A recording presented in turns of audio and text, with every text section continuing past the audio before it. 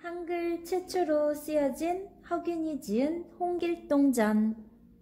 단순히 고전소설이나 영웅담에서 그치는 것이 아니라 조선사회의 문제를 생각해보는 소설이에요. 서자로 태어나 차별받던 홍길동은 집을 떠나 도적대와 함께 활빈당을 만들고 가난한 백성들을 돕다가 후에 율도국을 정벌하고 살기 좋은 나라로 세우죠. 춤추는 솜에 바람을 따라 휘날리니 홍길동전. 혹시 동사무소나 구청, 은행에서 홍길동이라는 이름을 본 적 있나요?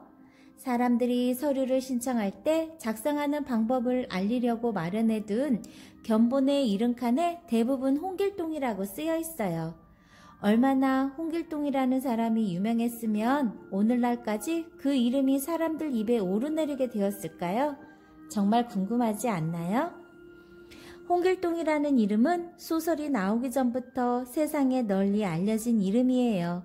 실제로 홍길동이라는 도적이 있었는데 조정에서 잡아 목을 베었다는 기록도 있고, 홍길동이라는 도적이 다른 나라 섬으로 가서 그곳의 왕이 되었다는 기록도 있어요.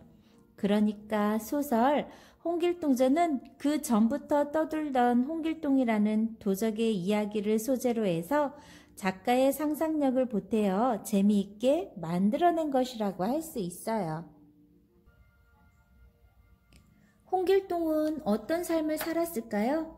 많은 영웅 이야기가 그렇듯이 홍길동도 그 아버지 홍대감이 청룡이 달려드는 꿈을 꾼 뒤 태어났대요. 그래서 좋은 꿈을 꾸고 얻은 아이라고 해서 이름도 길동이라고 지었죠. 그런데 길동은 본부인이 아닌 첩의 몸에서 태어난 서자였기 때문에 천한 대접을 받았어요. 홍대감을 아버지라고 부를 수 없고 본부인이 낳은 형을 형이라고 부르지 못했죠. 홍길동의 서름이 무척 컸겠죠? 그러다가 홍대감에 또 다른 첩이 길동을 시기하여 자객을 보내 죽이려고 한 일이 벌어졌어요. 홍길동은 그 자객을 죽이고 아버지에게 인사를 고한 뒤 집을 떠났어요. 집을 나와 도적대의 우두머리가 되어 활빈당을 만들었는데 그동안 무예를 갈고 닦으며 도수를 익혔기 때문에 많은 사람들을 모을 수 있었죠. 활빈당은 백성들의 재물을 빼앗아 배를 채운 관리들을 혼내주고 빼앗은 재물을 백성들에게 나눠줬어요. 그래서 홍길동은 온 나라에 모르는 사람이 없을 정도로 유명해졌죠.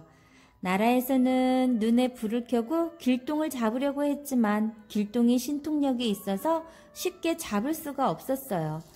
결국 병조판서 자리를 주면 스스로 잡혀주겠다는 길동의 말에 임금이 병조판서의 벼슬을 내리기까지 했죠. 병조판서가 된 길동은 벼슬길에 오를 수 없던 자신의 한을 풀고 조선을 떠나기로 해요. 그 후 길동은 율도국을 정복해서 그곳의 왕이 되었고 태평성대를 이루다가 죽었다는군요. 태평성대 어떤 뜻일까요? 어진 임금이 잘 다스려 태평한 시대를 이룬 거를 태평성대라고 해요. 길동이 처음부터 의적, 가난한 사람을 도와주는 의로운 도적을 의적이라고 해요. 의적이 되기 위해 집을 떠났을까? 그렇지 않아요. 길동이 처음에 집을 나설 때 아버지 홍대감에게 뭐라고 했는지 떠올려 보세요. 서자로 태어나 그 이름을 세상에 드높일 수가 없을 바에야 차라리 집을 떠나 다른 길을 찾겠다고 말했죠. 길동이 원래 집을 나간 이유는 자신이 서자라는 이유로 차별을 받으며 사는 게 싫어서였어요. 도적이 되면서 길동은 차츰 관리들의 횡포에 시달리는 백성들의 고통을 알게 되었고 그로 인해 불쌍한 백성들을 구하는 활빈당을 만들게 되죠. 길동의 이런 행동은 양반 중심의 조선사회에 도전장을 내민 것이니 양반들이 가만히 있을 리가 없었겠죠. 그런데 양반들은 왜 첩의 자식을 양반으로 인정하지 않았을까요? 다 같은 자식인데요.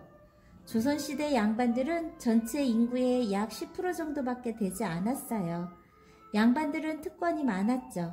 양반들만 벼슬을 지낼 수 있었고 군대도 안 가고 세금도 내지 않았어요. 만약 벼슬자리는 그 수가 정해져 있는데 양반의 수는 자꾸 늘어나면 어떻게 되겠어요?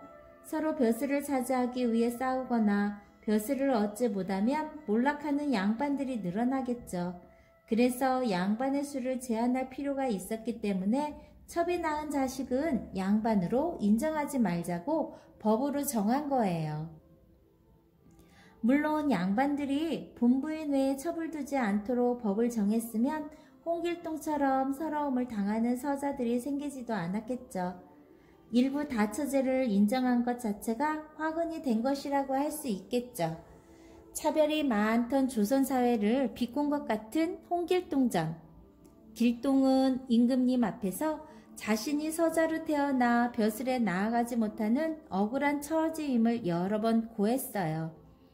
의적이라면 당연히 백성들이 나쁜 관리로 인해 얼마나 고통을 받는지 강조하고 바른 정치를 해야 한다고 말했었는데 그런 주장은 별로 없었어요. 그 대신 서자로 태어나 뜻을 펴지 못하는 서론만 반복해서 말했죠. 게다가 갈등은 자신의 소원인 병조판사 자리를 받고 나서는 조선을 떠나버렸어요. 그러고는 율도국을 정복하여 그곳의 왕이 되죠. 만약 백성을 정말 사랑하는 의적이라면 또 서자를 차별하는 조선사회를 바꾸고 싶다면 병조판사가 된 후 잘못된 법을 바꾸기 위해 애써야 했을 텐데 그러지 않았어요. 길동이 진정으로 원하는 것은 무엇이었을까요? 서자로 태어나 이루지 못한 출세, 꿈이 그가 바라던 소망이 아니었을까? 병조판서가 되어서 소원을 이루었다고 말하는 것을 보면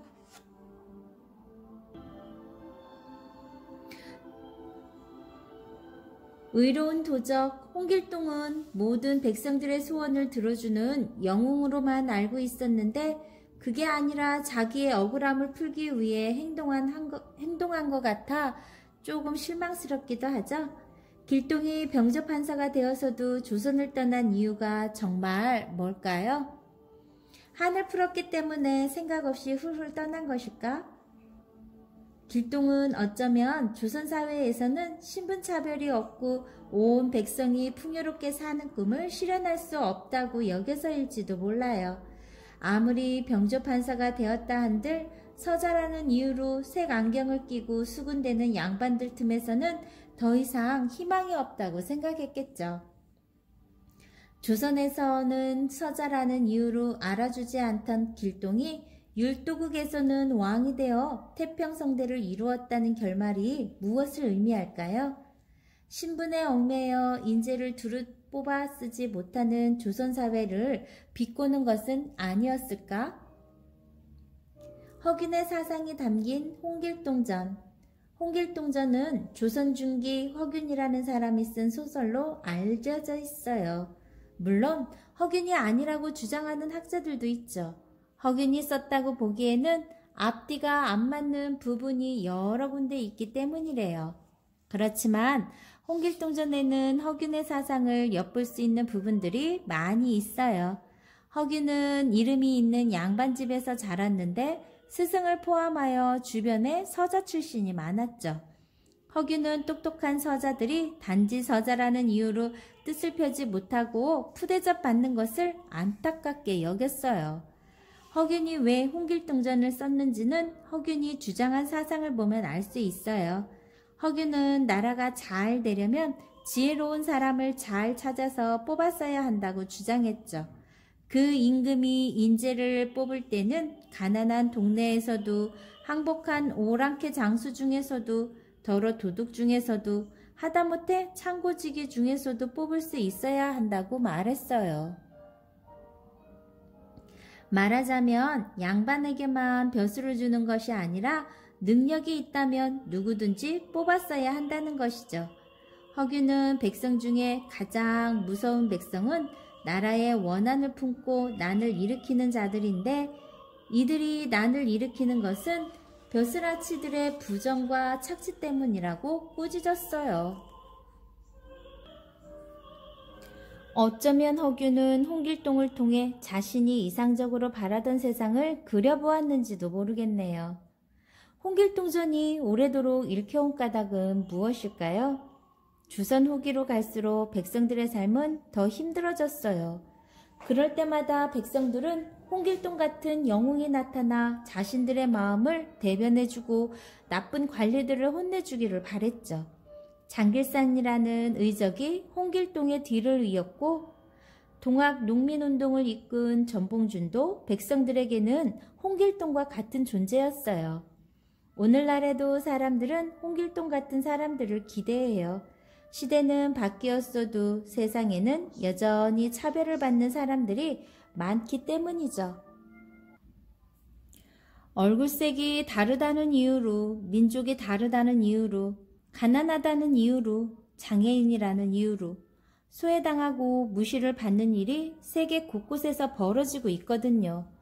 어떻게 하면 차별 없는 세상을 만들 수 있을까요? 한마디로 답을 낼 수는 없겠지만 나와 다른 사람, 나와 다른 문화를 존중하려는 마음가짐이 가장 중요하다는 것을 생각하게 해보죠. 여러분이 꿈꾸는 나라는 어떤 나라인가요? 길동은 율도국의 왕이 되어 자신의 뜻을 펼쳤어요. 정말 이상적인 사회는 어떠한 사회인지 한번 상상해 보세요. 가난한 사람들을 돕기 위해 탐관오리의 재물을 빼앗은 길동의 행동은 과연 정당할까요? 길동의 행동은 당시의 법으로는 불법이라고 할 수 있어요.